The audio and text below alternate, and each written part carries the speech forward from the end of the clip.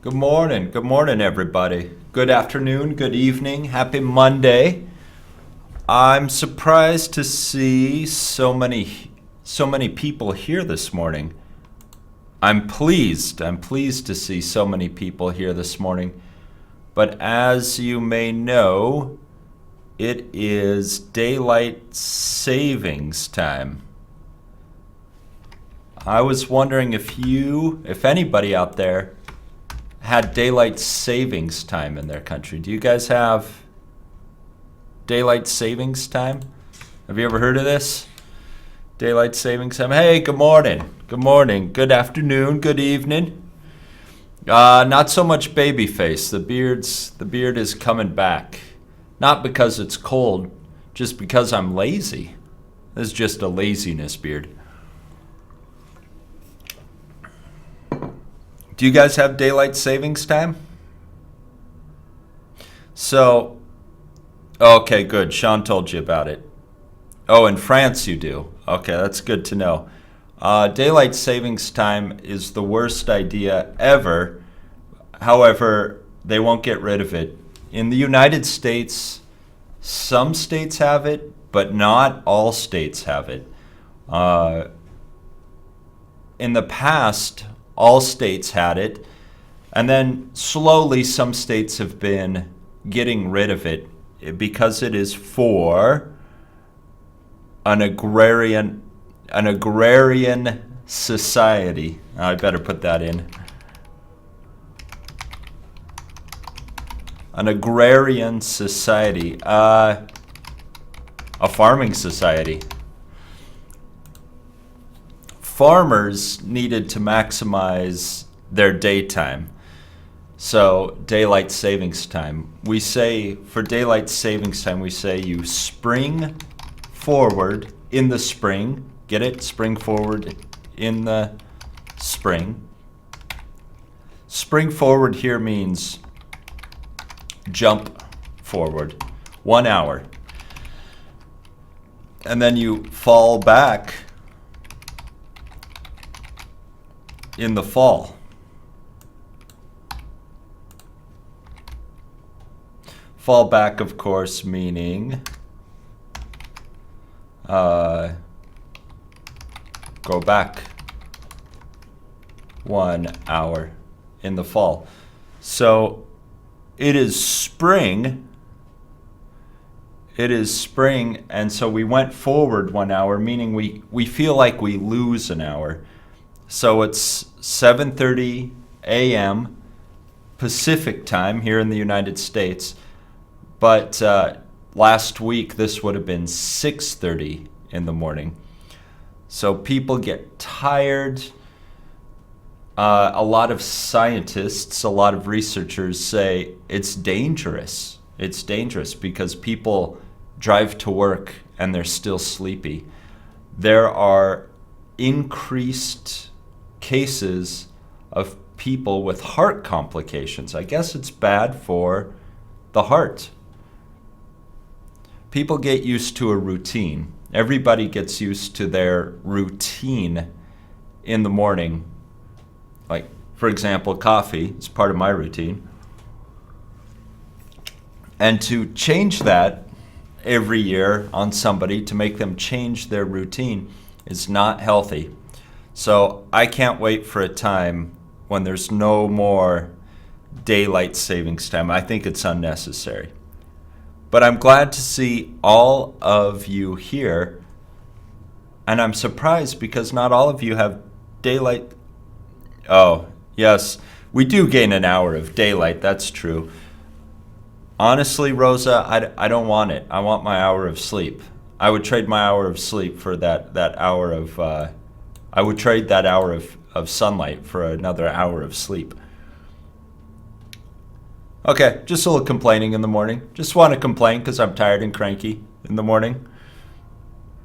Yeah, I've heard that too. It's also for to save on power consumption because if we have more sunlight, we use less electricity. And it's for that as well.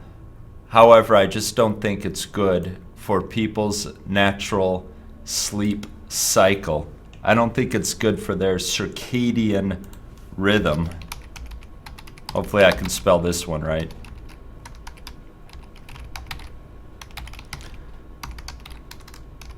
It's not good for people's sleep rhythm.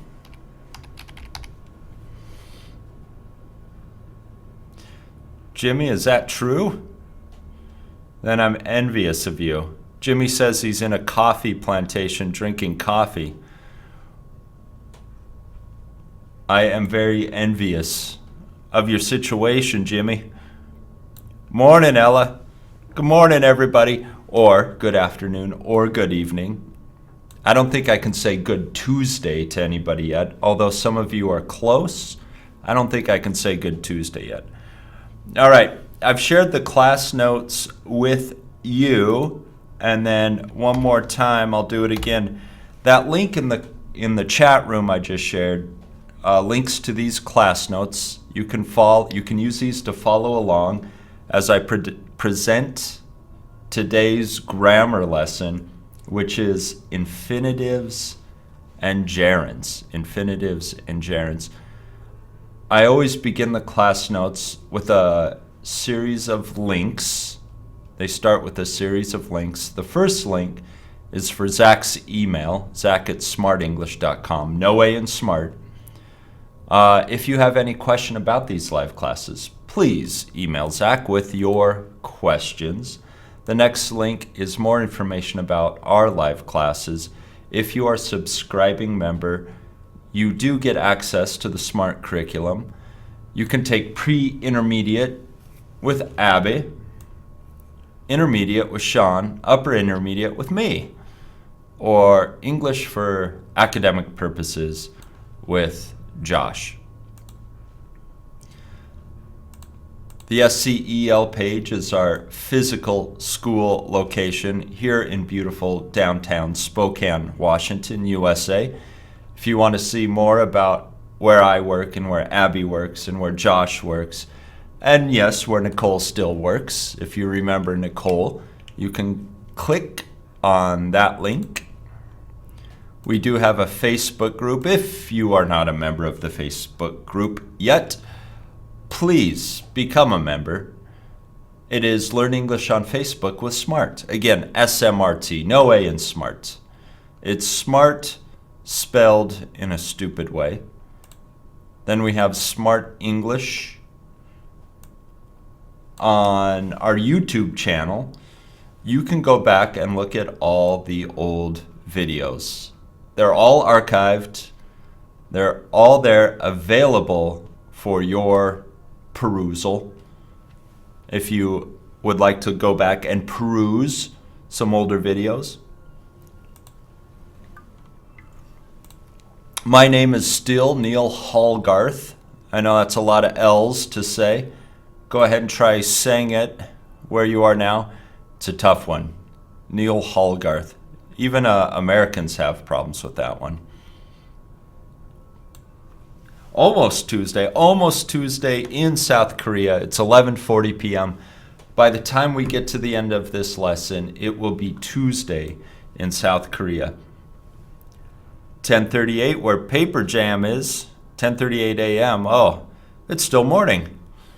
Guten Tag, Leo. Oh no, Leo, you're from France. Edeltraud Schmidt. Edeltraud Schmidt. Guten Tag, Edeltraud. Oh, your circadian rhythm, if my memory serves me correctly, is your sleep rhythm. Your natural sleep rhythm is it's also referred to as circadian rhythm. Your natural sleep cycle. Privyet, Russia.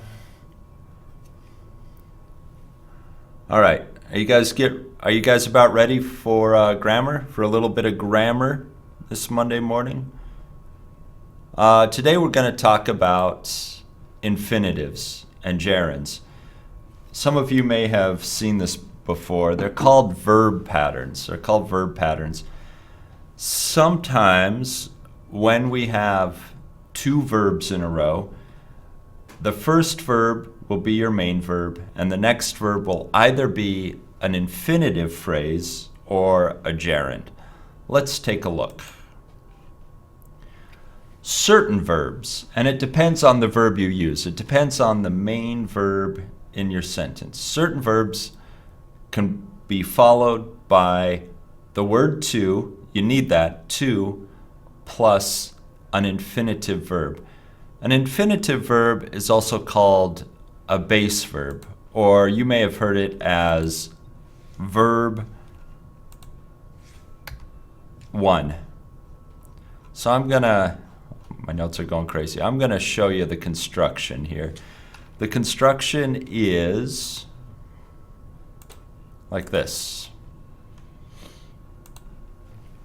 It will be, so we still need subject. Don't forget about your subject. And I'm going to call the main verb of the sentence, the verb that goes with the subject, the main verb.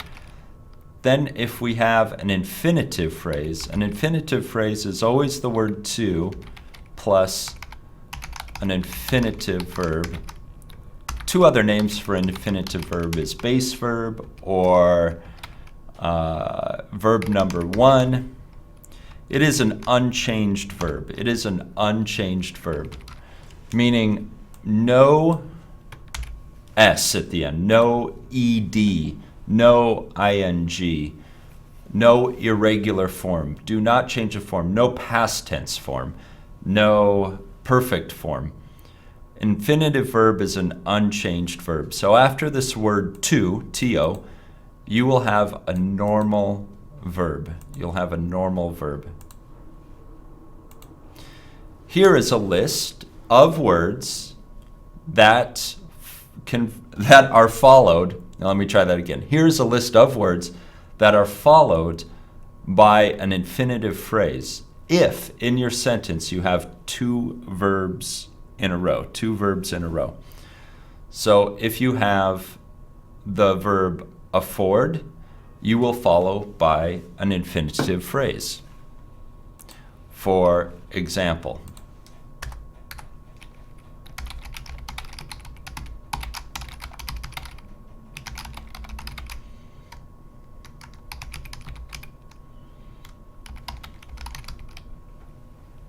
I can't afford to miss class anymore.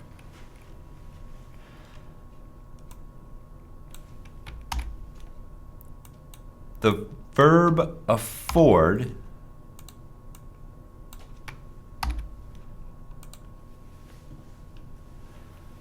will be followed by an infinitive phrase, not a gerund. But this is only in the case of sentences where you have two verbs in a row.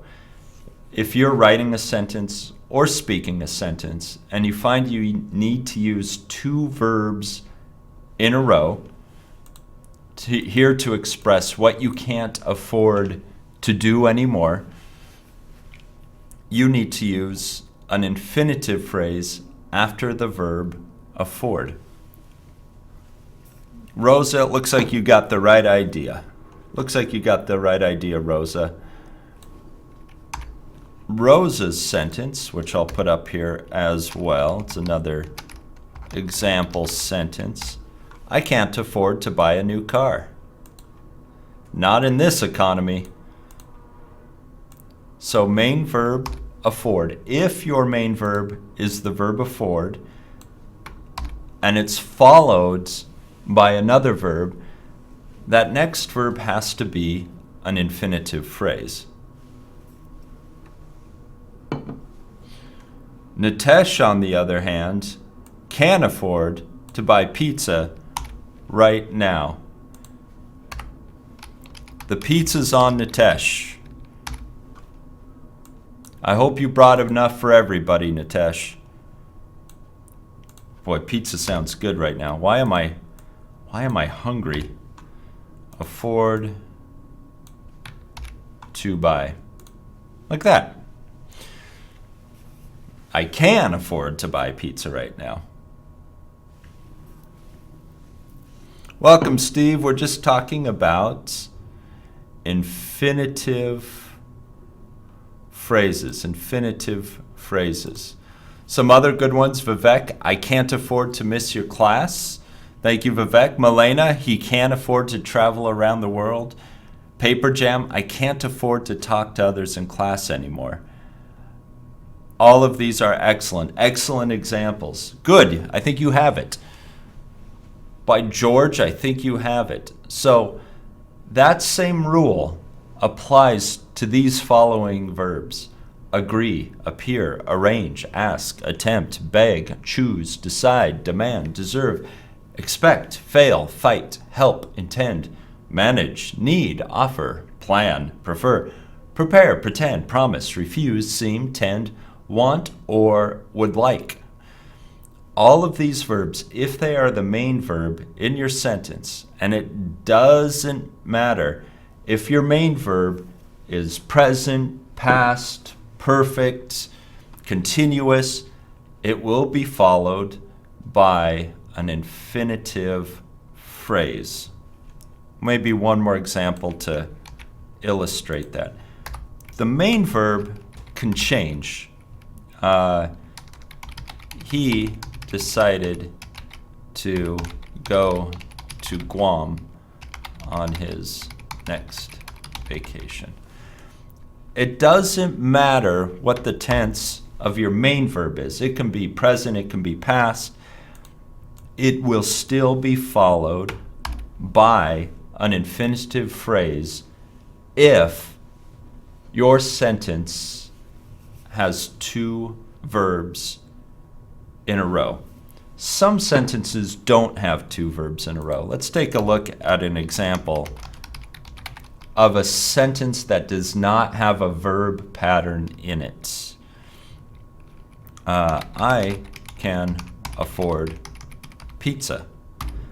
This is not a verb pattern. This is not a verb pattern. Because there's only one verb, and it's not followed by another verb, it's followed by an object. It's followed by a noun, pizza. It's a good sentence, it's grammatically correct. It just does not contain a verb pattern, which is what we're talking today. So remember, the rules we're talking about only apply to sentences with two verbs in a row. And it happens frequently in English, in both writing and speaking, where you do need to put two verbs in a row, in which case you need to know what verbs are followed by infinitives and what verbs are followed by gerunds. Is there a good way to know what verbs are followed by infinitives and what verbs are followed by gerunds? No, it's kind of random. You need to memorize. This is not a complete list here. Behind me, this is not a complete list. There are hundreds of verbs to learn that follow this verb pattern. However, behind me is a good start. These verbs provide a good start. So learn these first. And I think these are pretty common verbs, pretty easy to know verbs.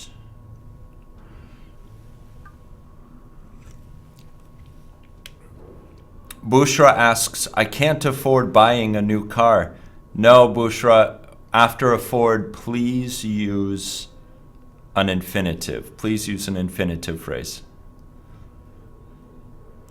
Some verbs, and we'll talk about this later. Actually, this is going to be a two-part grammar lesson. So next week, we will continue this same topic.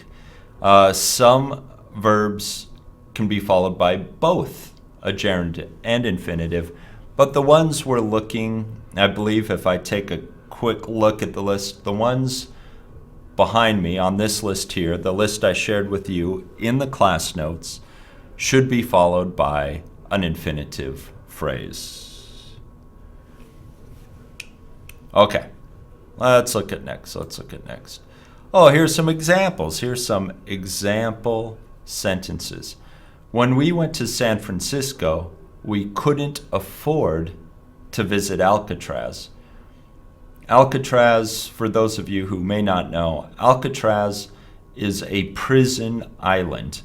It's closed now. It's in the San Francisco Bay. It's closed, but tourists can go there. So if you ever go to San Francisco as a tourist, you can pay to take a boat to Alcatraz and visit it. You can visit a large prison island, and it's pretty cool. I would recommend it if ever you are in San Francisco.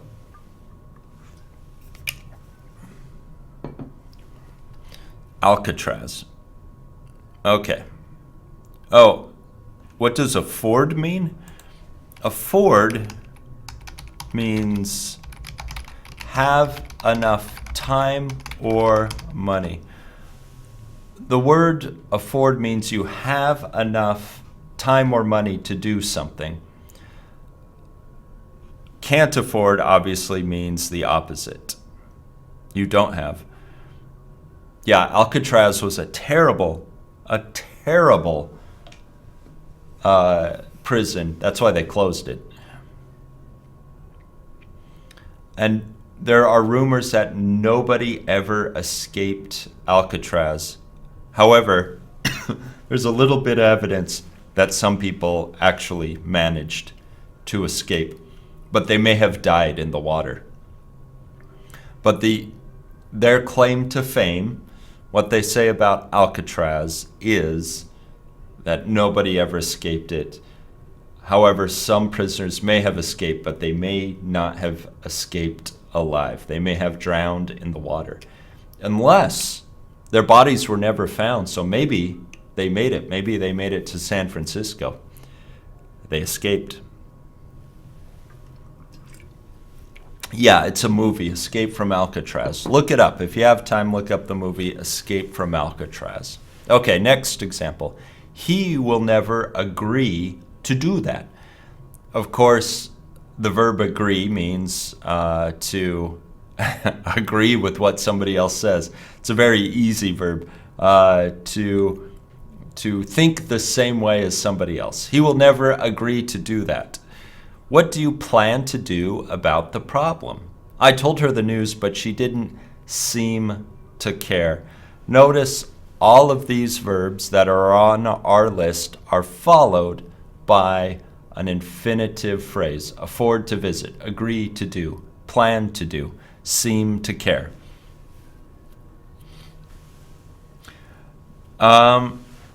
I would recommend against using a gerund after the verb afford.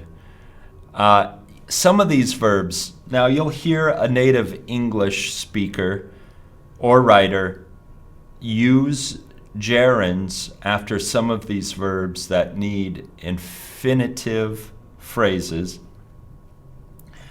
Not even all native English speakers know all the verb pattern verbs. However, we can instinctively use this and be correct maybe about 80 to 90% of the time. So we have a high success rate in intuitively in guessing what should follow a verb, an infinitive or a gerund, only because we've seen and heard so many examples.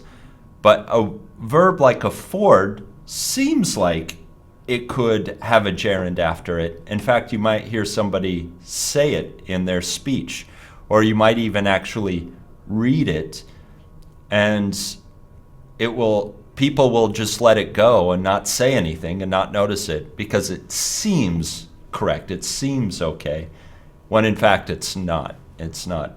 So yes, even Americans get these wrong. I don't know if the British get them wrong. My stereotype of the British is that they know English better than we do. Although that's just a stereotype. That's not accurate. I'm sure all English speakers, be they Canadian, British, American, Australian, New Zealand, or from New Zealand, or any other part of the world that speaks English, I'm sure they get some of these wrong. Yes, by heart, good Leo. The only way to get these correct is to memorize by heart. Get to know these verbs by heart. Agree is approve. Agree is consent. Yes, saying yes. Yes. Nodding yes. Yes, I agree. I agree. I'm with you. I agree. Okay. Let's look at... Oh, South Africa also speaks English. Sorry. I can't memorize all of the English-speaking countries in the world. Okay. Let's look at this next list. The above verbs, the verbs we just looked at, our same list. The above verbs can be used with not plus 2 plus infinitive verbs as well. So you can write these in the negative. These support the negative forms. But they look like this. We decided not to see that movie because of what my friends told me. I think she is pretending not to understand. The boy promised not to fight anymore. Okay, so why do we use the not with the infinitive phrase and not the main verb? Why don't we make the main verb negative? Like we didn't decide to see that movie. Well, it's because the negative applies to see, not to the decision. The decision is still in the positive, but the decision is not to see. Not to see.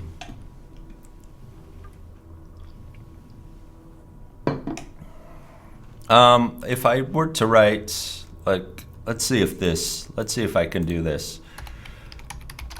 Let me try one of those.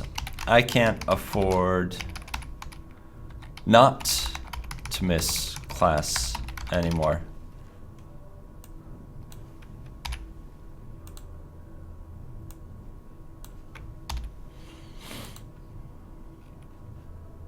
I can't afford not to miss class anymore. Does that make sense? It's like a double negative. It doesn't make much sense, does it? Okay. Sometimes, you try a sentence and it just doesn't work. It just doesn't work. That's okay. Not every sentence is a winner. Let's see. Let me look at the notes. Let me look at that list. Okay. How about this one?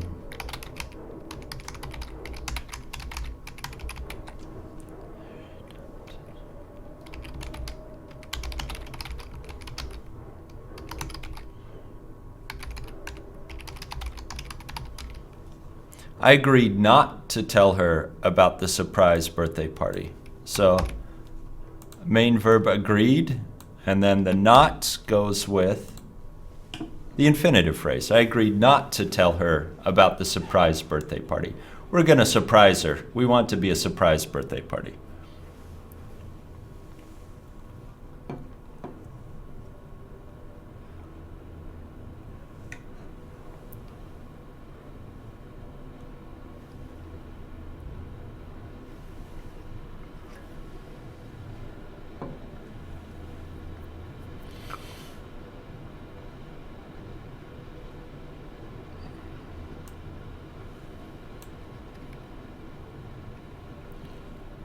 Okay, Leo. Of course, Leo has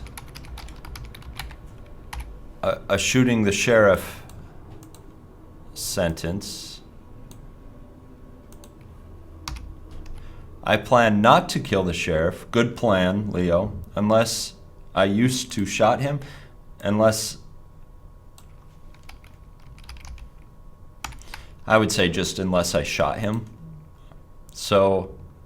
main verb, past tense, planned, and then the not goes with the infinitive phrase.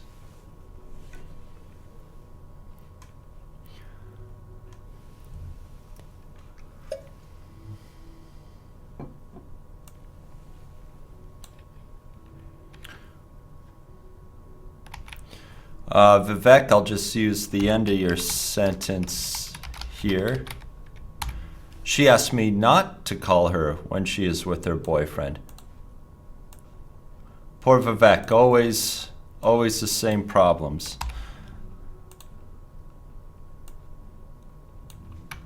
Asked me not to call.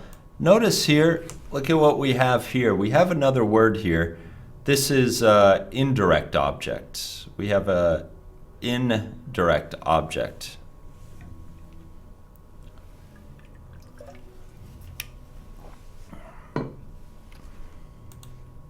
Okay, good.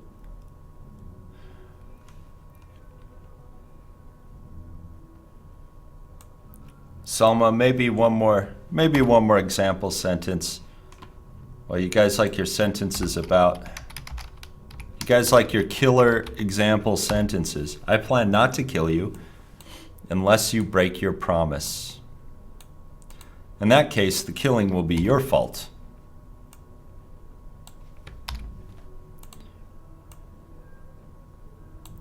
Planned not to kill. Always a good plan not to kill. Again, with this list of verbs followed by infinitive phrases, it is important to realize both verbs belong to the subject. She intends to do better at school. Subject is she intends, and she also will do the do. She does as well. Both verbs belong to the subject she. She's the one that's going to do better. She's the one that intends. Next example, they managed to find a parking space. Subject they. The verb manage and the verb find both go with the subject they.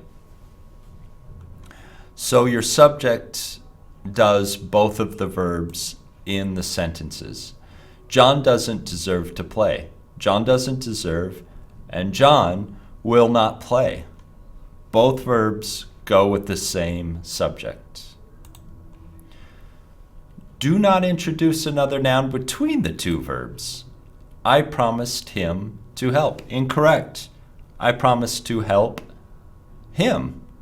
She refused me to go on a date. Incorrect. She refused to go on a date is correct. With me. He offered me to bring some more water to our table. Incorrect. He offered to bring some more water to our table is correct. So don't put an object. So maybe we need to look at Vivek's sentence again. She asked me not to call her. She asked, although this one makes sense to me. She asked me not to call her when she's with her boyfriend. Yeah, I would leave, even though they say what they said, this one makes sense to me. She asked me not to call her. Yeah, that's fine. That's fine. Vivek, you found an exception. Good job, man. You probably didn't even know it. Oh, why are they incorrect? Okay. That's a good question. Why are they incorrect? Let's look. I'm just going to have to write that one down. I promise to help. Okay, let me write that one down. Why are those incorrect? And I'll go down to the bottom of the infinitives. Okay, this one, I promise to help. It'd be the same as saying, I promise to help him. The person you're helping should go at the bottom, or at the end, not the bottom, at the end of the sentence. And you might ask, and you are asking, why? Why that? Why would we do that? Here, remember that both verbs go with the subject. Both verbs go with the subject. Promise belongs to the subject I, and help belongs to the I. I am the one who's going to help. So don't break that up. Don't break that up. Again, you will hear people say these, and you will hear people, or you will read people write these like this. This would not be uncommon to hear. I promised him to help. But remember that both verbs go with the subject. So any object you have can go at the end. You can reintroduce the object at the end. But because both verbs go with the subject, they need to be closer to the subject. You can't interrupt them with an object. So this one, she refused me to go on a date. Should be, she refused to go on a date with me. Again, she is doing the refusing, and she's the one who will not go. So we can't interrupt with an object. Keep both verbs close to the subject because those verbs belong to the subject.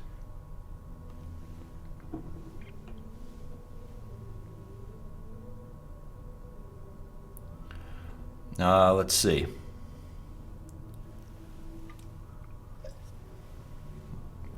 Are they reported speech?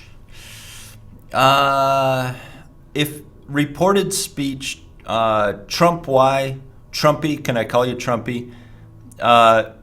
Reported speech is a little different. Reported speech is where you use the verbs like said or told, and then you say somebody's words indirectly.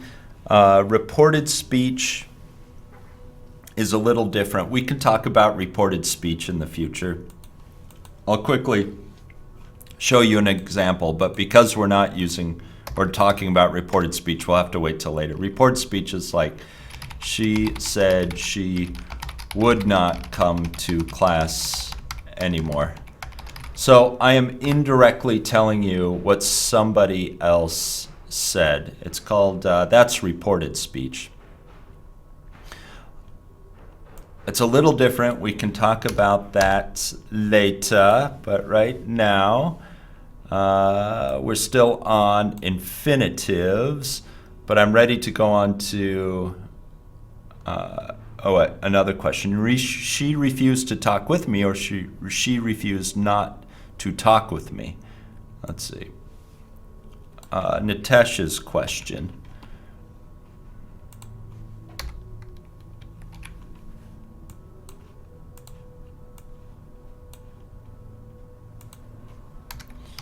She refused to talk with me, or she refused not, and you would remember, need to make this a phrase, not to talk with me. So which is correct here? She refused to talk with me, or she refused not to talk with me. Well, we'd have to think of the meaning of the word refused. If we think of the meaning of the word refused, refused means reject, say no, no, refuse, will not do. So this one, we don't need the not with refuse. We know the answer is no. We know the outcome will be negative. So we just need this one. She refused to talk with me. She refused not to talk with me means she will talk with me.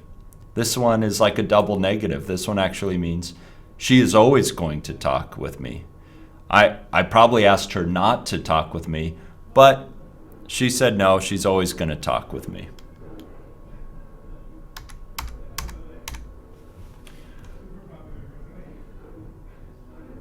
All right.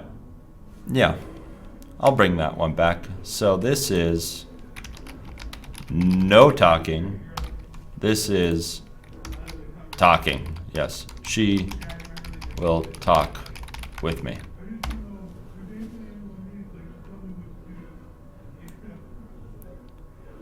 Okay. Let's see. Are you ready for gerunds, guys? Let's move on to gerunds. Okay.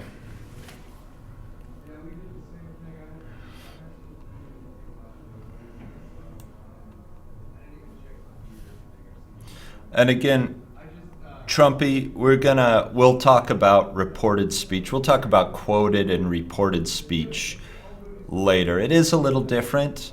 It may look the same, but it is a little different. Okay. Okay, good. Yeah, ready. That's what. All right, here we go, guys. Okay, gerunds. So we just looked at a list of verbs that have to be followed by an infinitive phrase.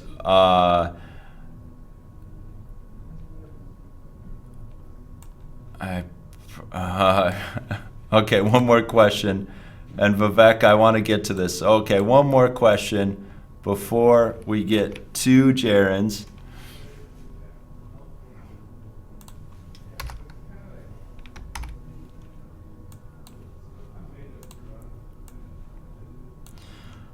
Okay. I promised to my husband to come home by 8 o'clock. No. I promised to come home by 8 o'clock.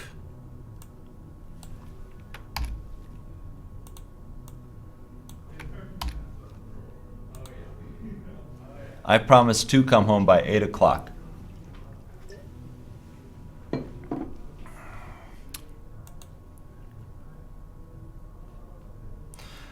The husband part, let's see, where would the husband go? I promised to come home by 8 o'clock.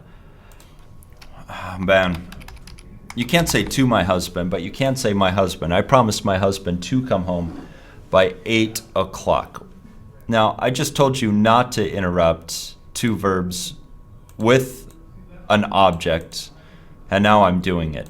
Why? I promised my husband to come home by 8 o'clock.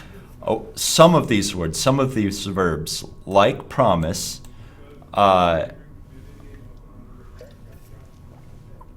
can support an object. Some of these verbs can support an object, an indirect object. To come home is the thing I'm promising. So that is like my object. The infinitive phrase works like an object. This is the thing I promised. This is the information I promised. And this is the indirect object. This is the person I promised.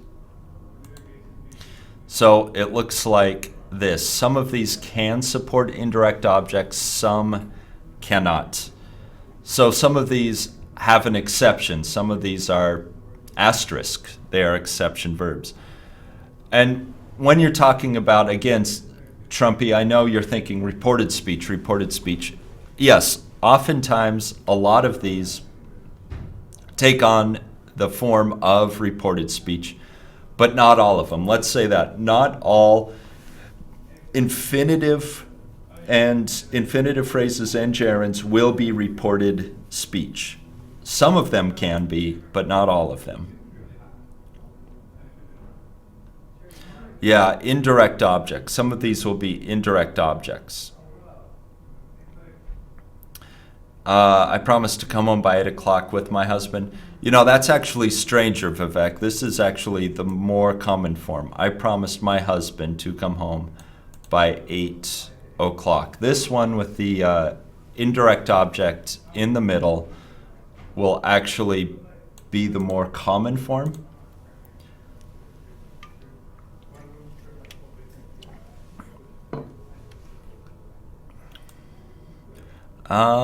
One other thing, if I wrote this, I think I see the problem now.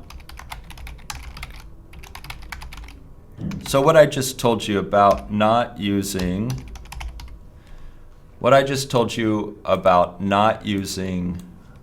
words like this, don't use pronouns. Don't use pronouns in between. Try to avoid pronouns. If it's clear who you're talking to,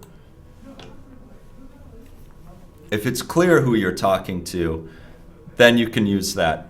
But this one, don't use pronouns, avoid pronouns. Let's say that. Okay. Nor, it's daylight savings time. Okay, let's look at the next. Yeah, it's daylight savings time. The hour has been pushed, or we sprung forward 1 hour. So my clock says 8:14 a.m. My body says 7:14 a.m., but the clock says 8:14 a.m. So Steve, again, avoid pronouns. I promised him that I would come home by 8. How about I promised my dad that I would come home by 8? Be clear. Be clear about who you are promising. But yes, Steve, that's a good sentence. Okay, 15 minutes to go. Let's do gerunds really fast. Okay, here we go. Gerunds are verbs that end in ing and work as a noun in a sentence. They are found in places where usually we use a noun. Working in human resources is a challenging job. Working in human resources is a challenging job. Actually, I want to use my presentation for this one. Same one? Did I open the same one? Okay, we'll use the class notes.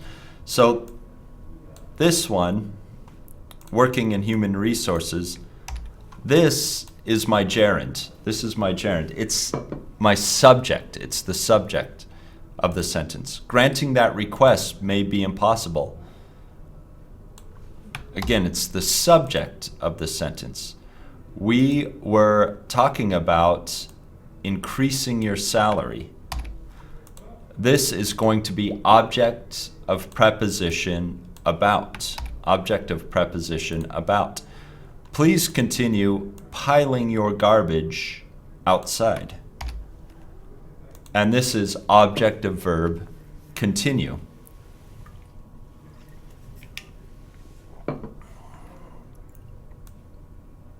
So gerunds take the place of nouns. Gerunds take the place of nouns. Subject, subject, object of preposition, object of verb. We can make negative gerunds by using not plus a gerund. So you can put a not before it. Not going to my country during the winter is a good idea. This whole thing is the subject of the sentence comes before the verb is, so it's the subject. Have you ever considered not working there? And that'll be the object of the verb. Comes after the verb considered. Okay, so these are gerunds. You take a verb, you add an ing, and you use it as a noun. So as we see, gerunds can be subjects. It can be subjects of a sentence. The subject of the sentence is usually a noun, and so a gerund is also common. Having to wake up early every day is not my favorite thing. Subject. Going to bed and waking up late is my preferred way to live. Again, subject, subject of the sentence. You can take a verb, add ing, make it a noun, and put it where a noun should go in a sentence.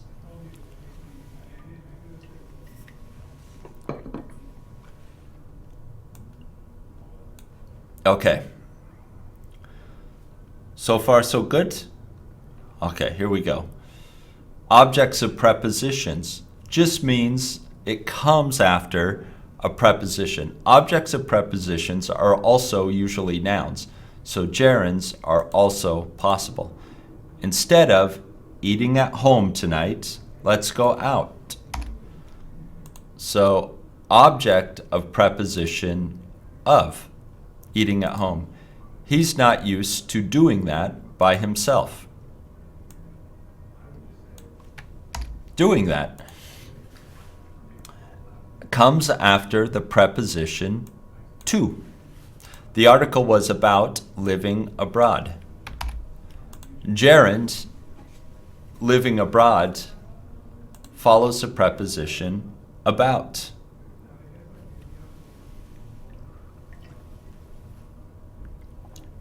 So any place you usually have a noun in a sentence. As a subject, as an object, you can put a gerund. Good, Nitesh. Nitesh wrote, instead of sleeping, I wake up at night. Subject complements. A subject complement is, you'll need the be verb. So you have a subject, then a be verb, and then you'll have a gerund. Now, a noun can usually be a subject complement. It's usually a noun or an adjective that's a complement. So, subject complements are a general way of explaining or giving more information about a subject. The verb is be. My favorite activity on a Sunday afternoon is sleeping. So there's our be verb, is, and there's our gerund, sleeping. My favorite activity on a Sunday afternoon is sleeping. So be verb is, gerund, sleeping. The school's policy, there's our be verb, is not allowing, there's our gerund, not allowing languages other than English in the halls. The school's policy is not allowing languages other than English in the halls. So again, a subject complement, you'll have a be verb, then a gerund. That gerund describes the subject. What is my favorite activity on a Sunday afternoon? Sleeping. What is the school's policy? Not allowing, and I'll put a little more, not allowing languages. What languages? Other than English. So you can include this whole thing in your gerund clause, gerund phrase. Finally, objects of verbs. Objects of verbs are also usually nouns, and so gerunds are also possible. She suggested putting the documents on the table. So it comes after the verb suggested. What did she suggest? Putting the documents on the table. This is our verb pattern. This is our verb pattern. So finally we get to our verb pattern.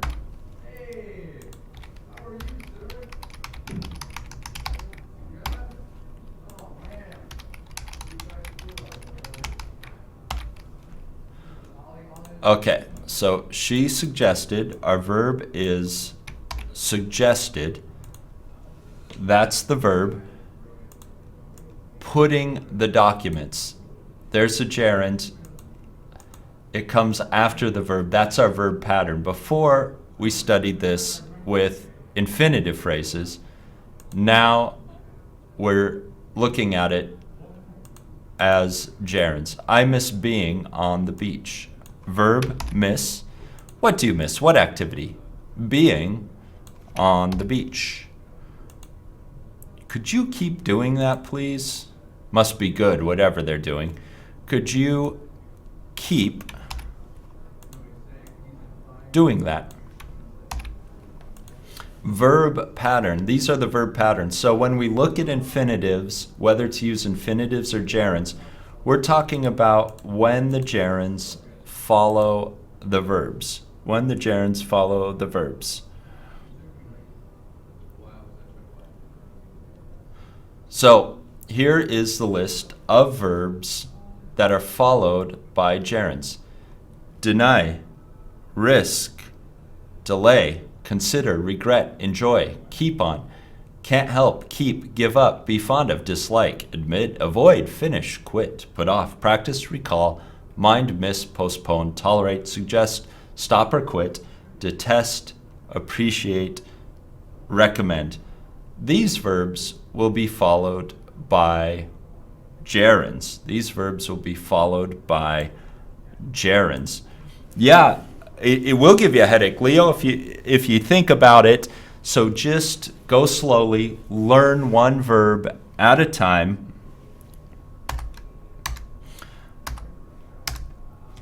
And one other thing I want to look at before we go, if I can. Remember, some of these verbs can be followed by both. Diari, you have an example. Thank you, Diari. Thank you for the example. The little boy denied breaking the vase.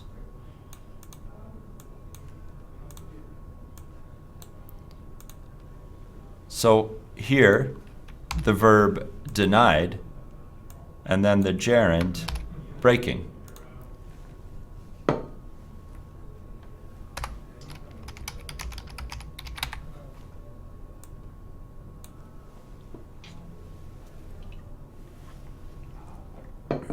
The little boy denied breaking the vase. Yeah, Diari, thank you. Thank you for the example. It looks like you understand it well. On this list, I notice on this list, they put the verb stop. Stop isn't just followed by gerund, or quit just isn't followed by gerund. It can also be followed by an infinitive phrase. Let me use quit. What if I said, I quit smoking? No, let's use stop. Sorry, I lied. Let's use stop. I stopped smoking. How about if I wrote that? What if I wrote that sentence? I stopped smoking. What does that mean? What does that mean, I stopped smoking? Yeah, okay, good, Laura. You're predicting what I'm going to write.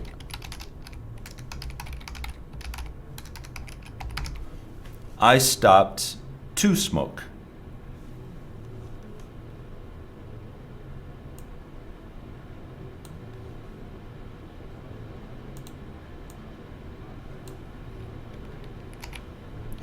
What is the difference between those two sentences?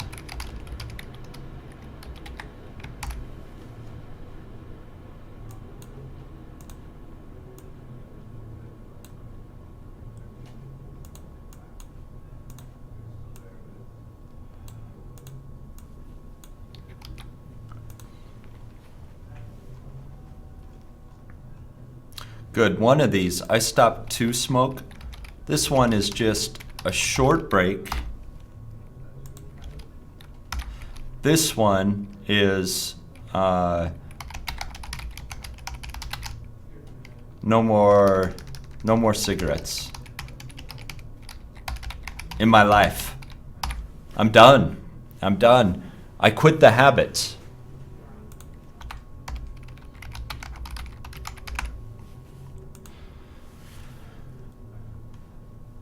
Yeah, I used to smoke, but I don't smoke anymore. This one, just a short break, a cigarette break.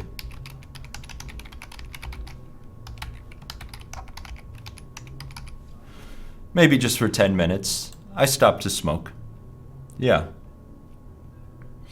Rosa, is that, well, we can't say quitted. It's quit, quit, quit. Quit doesn't change forms. I quit smoking 10 days ago. Congratulations, Rosa, if that is accurate. Oh, told you, that's very sad.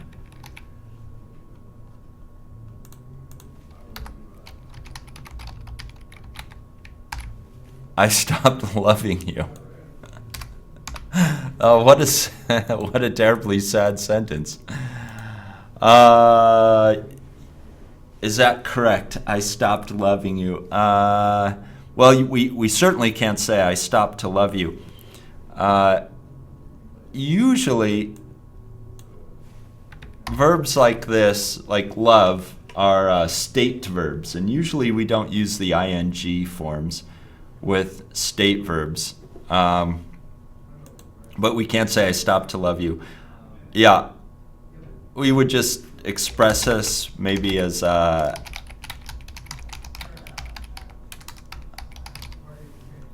don't love you anymore. But commonly, I think grammatically this is not correct, but in common use, this makes sense. We would understand what this means. She denied.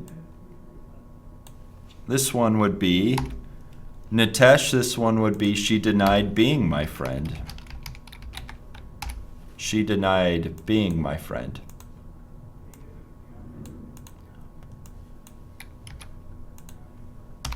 She denied being my friend, because deny is on the gerund list.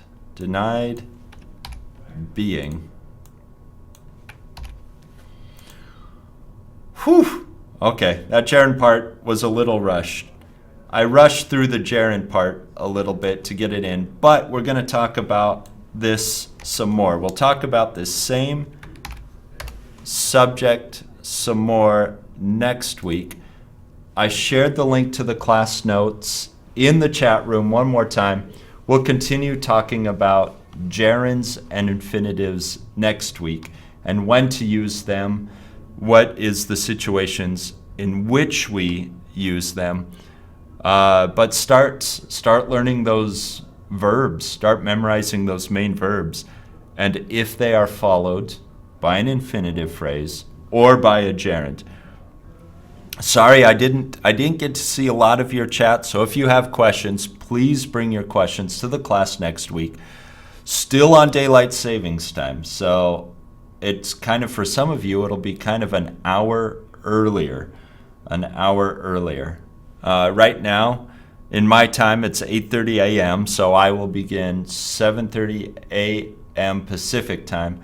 Still don't know what time it is in Greenwich Mean Time. I don't know if Greenwich Mean Time changes during daylight savings time. I would think not. My assumption is that it doesn't. All right, so that's a quick introduction. We'll get deeper into it. We'll get deeper into the topic next week. So please join me next week for more gerunds and infinitives. I am going to go yell at my coworkers now for being very, very loud outside the studio. I couldn't even think they're being so loud. So loud this morning. Why are they so loud? I hope you have a great day. I hope you have a great Tuesday. It's Tuesday in South Korea now. I hope you have a fantastic Tuesday as well and a fantastic week. And yeah, I'll see you next week. That's it. I think that's it, everybody. Okay. Bye-bye. Bye-bye, everybody. Bye-bye. Oh, and remember, for my students, do the homework. I'm behind on grading homework, but I'll do it this week.